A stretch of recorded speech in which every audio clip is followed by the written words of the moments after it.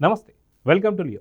బోరుగడ్డ నేను ఎవరికి చెప్పకుండా పూర్తిగా కళ్ళు మూసేసి రెండోసారి మధ్యంతర బెయిల్ తీసుకొని ఇప్పుడు నాపై థర్డ్ డిగ్రీ ప్రయోగించారు. మా అమ్మకు నేను ఒక్కనే కొడుకుని, నిజంగా నాకు వచ్చినటువంటి కష్టాలు ఎవరికీ రాకూడదు అని చెప్పి మాట్లాడుతున్నటువంటి ఒక బోరుగడ్డ అనిల్. ఇదే కాకుండా నాకేదన్నా అయితే ఖచ్చితంగా దీనికి బాధ్యులు చంద్రబాబు నాయుడు గారు, లోకేష్ గారు, పవన్ కళ్యాణ్ గారు అని చెప్పి మాట్లాడుతున్నారు. అంటే ఖచ్చితంగా మొన్న ఈ మధ్య మనం డిస్కస్ చేసినట్టుగా బోరుగడ్డ అనిల్ని ఏమైనా చేయబోతున్నారా? రేపు సాయంత్రం అంటే 11వ తారీఖు సాయంత్రం కల్లా ఏదైనా జరగవచ్చా? మొత్తానికి దీన్ని ఎలా చూడాలి? అయితే దీని గురించి మనతో మాట్లాడడానికి పొలిటికల్ అనలిస్ట్ కిలారి నాగార్జున గారు ఉన్నారు. వారిని అడిగి తెలుసుకుందాం. సార్ నమస్తే. నమస్తే సార్, బోరుగడ్డ మాట్లాడిన మాటలు కానీ అసలుకి ఫ్యామిలీ మెంబర్ అనేవాడు ఎవడు కూడా వినలేడు.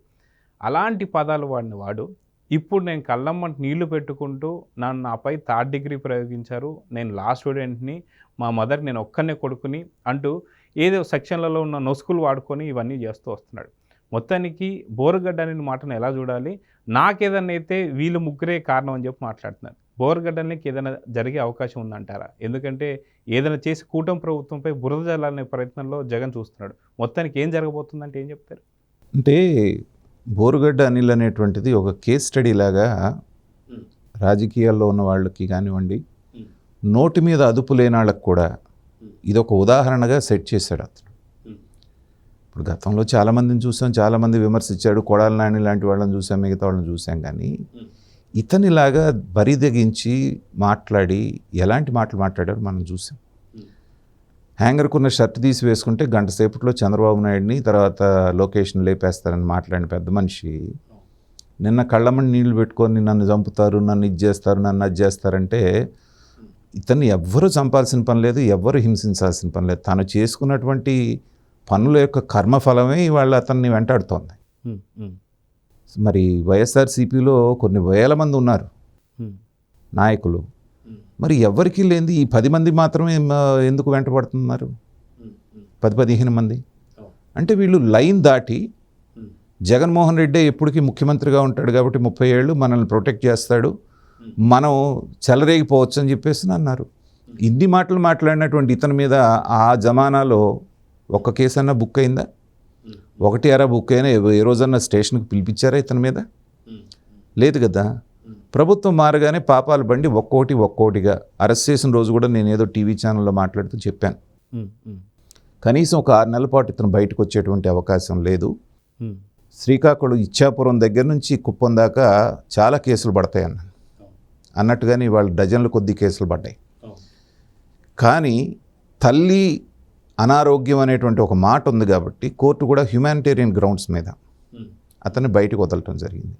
అయితే దాంట్లో కూడా ఆ సర్టిఫికేట్ ఫేక్ అని రకరకాలుగా వస్తుంది. మరి ఎంక్వైరీలు ఏం తెలుస్తుందో చూడాలి.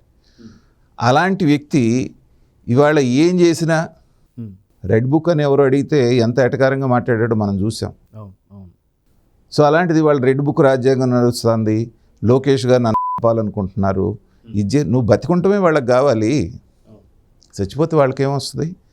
బతికుండి నువ్వు రోజుకు ఒక రకంగా బాధపడుతూ ఇలాంటి వీడియోలు వారానికో 10 రోజులకు ఒకటి బయటకు వస్తూ ఉంటే అదొక ఉదాహరణలాగా భయంగా ఉంటుంది ఇలాంటి పనులు చేయాలనేటువంటి వాడికి. అది కదా వాళ్ళకి కావాల్సిన ప్రభుత్వానికి. సింపుల్గా ఇది చేయాలి అంటే ఎప్పుడో ఏదో చేయొచ్చు అధికారంలోకి వచ్చిన తర్వాత. మీరు కనుక గతంలో పరిటాల రవి గారి దీంట్లో ఉన్నటువంటి వాళ్ళని అందరిని ఎలా చేసుకొచ్చారు చూశారు. చంద్రబాబు నాయుడు గారిది పాపం ఆయన మైండ్ సెట్ అది కాదు కాబట్టి, ఒకవేళ ఎక్కడన్నా లోకేష్ గారికి 1 అనిపించినా ఆయన ఆపుతాడు కాబట్టి ఇంకా మీరంతా ఇలా ఉన్నారు. కాబట్టి చట్టం తన పని తను చేసుకుపోతుందని చెప్పి మాట అంటారు కదా, అది ఇతని విషయంలో క్లియర్గా కనపడుతుంది. తర్వాత నన్ను అక్కడ కొట్టారు ఇక్కడ కొట్టారు అంటారు. మరి పోలీసులతో సహకరించకపోతే ఇష్టారాజ్యంగా చేసినప్పుడు కడుపు మండిన వాళ్ళలో కూడా ఉంటారుగా. అదే పొన్నవోలు సుధాకర్ రెడ్డి చాలా క్లారిటీ చెప్పాడు వల్లభనేని వంశీ విషయంలో కూడా. వీళ్ళందరూ కూడా పోలీసులకు కావచ్చు, కూటమి ప్రభుత్వానికి కావచ్చు, మీకు తేనె పోసినట్టుగా చెవులో మీకు ఇష్టం వచ్చిన ఏది చెప్పరు, ఒకరు చెప్పకపోతే మీరు థర్డ్ డిగ్రీ ప్రయోగిస్తారా అనేసి ఆయన లీడ్ ఇచ్చాడు, చెప్పాడు. ప్రతిదీ కూడా మనాడు చాలా తెలివిగల్లాడు కదా పొన్నవోలు. జరగబోయే పిక్చర్ అంతా చెప్పాడు. మా వాడికి ఒకవేళ బయలు వచ్చినా అక్కడెక్కడో కాసుకొని ఒక జీప్ ఉంటుంది, అది రాగానే పీటీ వారెంట్ వచ్చి వేసుకొని పోతారు. వాళ్ళ ఫ్యూచర్ కళ్ళకు కట్టినట్టుగా చెప్పాడు. అందుకే ఇంకా భయం వేస్తుంది వాళ్ళకి. వీడు మన పక్కన ఉన్నాడా అవతల పక్కన ఉన్నాడా అర్థం కావట్లేదు వాళ్ళకి. సో ఇవాళ అతనికి ఆ ట్రీట్మెంట్ జరగటం అనేటువంటిది హీ డిజర్వ్స్ ఇట్. ఏ ఇంట్లో ఆడాలని, పవన్ కళ్యాణ్ భార్యని, పవన్ కళ్యాణ్ పిల్లల్ని మాట్లాడినప్పుడు కూడా సభ్య సమాజంలో ఉన్న ప్రతి ఒక్కళ్ళను చట్ట ప్రకారంగా వెళ్ళాలి, చట్టం చేయాలన్న వాళ్ళకు కూడా, మనలాంటి వాళ్ళకు కూడా ఆవేశం వచ్చింది. ఇలా మాట్లాడినాడిని ఇలా చట్ట ప్రకారం ఏం చేయగలుగుతాం, ఏదన్నా వేరే చేస్తే బాగుండు కదా అని. అలాంటి భావన కల్పించినటువంటి వ్యక్తి వాళ్ళు వచ్చి ఇలా మాట్లాడితే ఏంటంటే ఏదో సింపతి వస్తుందనో లేకపోతే ఇంకోటనో ఇలా వ్యవహరించడమే కానీ ఇతనికి ఇప్పుడే రాదు, రేపు ఖచ్చితంగా లొంగిపోవాల్సిందే. ఫేక్ సర్టిఫికేట్ అని గనక కోర్టు ముందు వీళ్ళు నిరూపించగలిగితే ఇతనికి ఇప్పట్లో బెయిల్ రాదు. అదే తన మాటల్లో ఇంకొక మాట కూడా అన్నాడు సార్, యాక్చువల్ నేను సెంట్రల్ జైల్లో ఉన్న తర్వాత నాకే నేను ఎట్లా ఫేక్ సర్టిఫికేట్ పుట్టిస్తాను, ఇది నేను చేసింది కాదు అంటే వెనక ఉన్నటువంటి వైసీపీ నేతల మీద పూర్తి ఇరికిచ్చేసినట్టే. దీని మీద ఇంకా ఎవరన్నా సార్ అరెస్ట్ అయ్యే అవకాశం? ఇలా ఇరికిస్తారన్న ఉద్దేశంతో వాళ్ళు డిజోన్ చేసుకుంటున్నారు ఇతన్ని. మీరు చూడండి, ఎవడన్నా వెళ్ళి ఒక్క నాయకుడన్నా వెళ్ళి ఇతన్ని వలమనేని వంశీని చాలామంది కలిసి వచ్చారు జగన్మోహన్ రెడ్డి దగ్గర నుంచి, కానీ అసలు మీ భుజాన్ని వేసుకొని మాట్లాడిన ఇతన్ని పలకరించడానికి ఒక వైసీపీ నాయకుడు వెళ్ళాడా? అటు పోసాన్ని కూడా పలకరించారు, ఎవరు పలకరించలేదు. మీరు రెచ్చిపోయి భుజాన్ని వేసుకొని మాట్లాడితే ఇవాళ ఏదో చెప్తారు చూసారా హిందీలో, నా ఘాట్కా నా ఘర్కా అంటారు, అట్లాగే రెండింటికి చెడ్డరేవడని తెలుగులో అంటారు. సో ఇవాళ నీ పరిస్థితి అదైపోయింది కదా.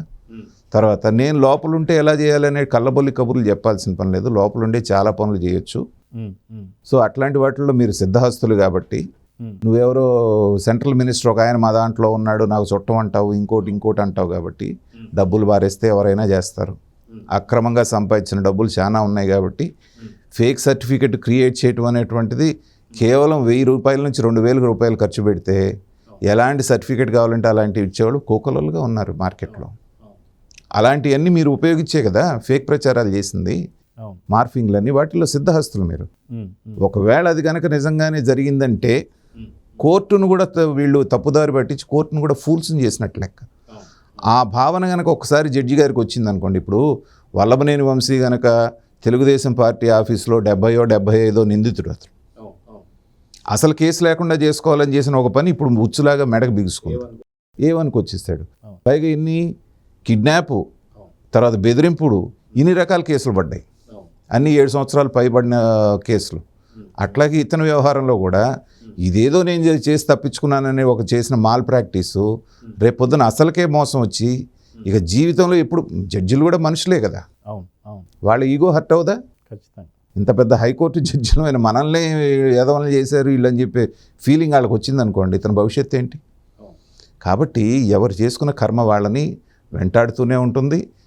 మీరు చేసిన దానికి వడ్డీతో సహా, మీరు చేసినట్టుగా కూడా రాదు. మనం ఎవరికైనా డబ్బు ఇచ్చామనుకోండి వడ్డీతో సహా తీసుకుంటాం కదా, అలాగే ఇది కూడా. సో చేసిన దానికి వాళ్ళు నన్ను అక్కడ దన్నారు, ఇక్కడ దన్నారు, నాకు ఇక్కడ బ్లడ్ క్లాట్ అయింది, అక్కడ బ్లడ్ క్లాట్ అయింది అన్న రోజు తెలీదా ఎక్కడెక్కడ బ్లడ్ క్లాట్ అవుతాయో? కాబట్టి ఏంటంటే ఇలాంటి వాళ్ళకి ఫ్యూచర్లో ఇలాంటి పనులు చేయాలనే వాళ్ళకి కూడా ఇలాంటివి ఎగ్జాంపుల్గా ఉండాలి. నేను అనుకోవటం ప్రభుత్వం కూడా అతని విషయంలో కఠినంగా ఉన్నది. కొంత వ్యవస్థలో ఉన్న లోపం మూలాన అసలు బయట ఎవరికి తెలియకుండా ఇతను బయటికి వెళ్ళినట్టుగా మనకి అది యాక్చువల్గా గవర్నమెంట్ తరపున జరిగిన ఒక లోపం అంటే అసమర్థత అనేది మనం అనొచ్చు. ఎందుకంటే అంత ఇన్ఫర్మేషన్ లేకుండా ఎలా ఉంటారు. అయినా తర్వాత అయినా సరే జాగ్రత్త పడ్డారు కాబట్టి రేపు మళ్ళీ జైల్లోకి వెళ్ళిన తర్వాత ఇలాంటి ఫేక్ వాటిని లేకుండా, ఇలాంటి తప్పులు జరగకుండా చూసుకోవాల్సిన బాధ్యత ప్రభుత్వం మీద కూడా ఉంది.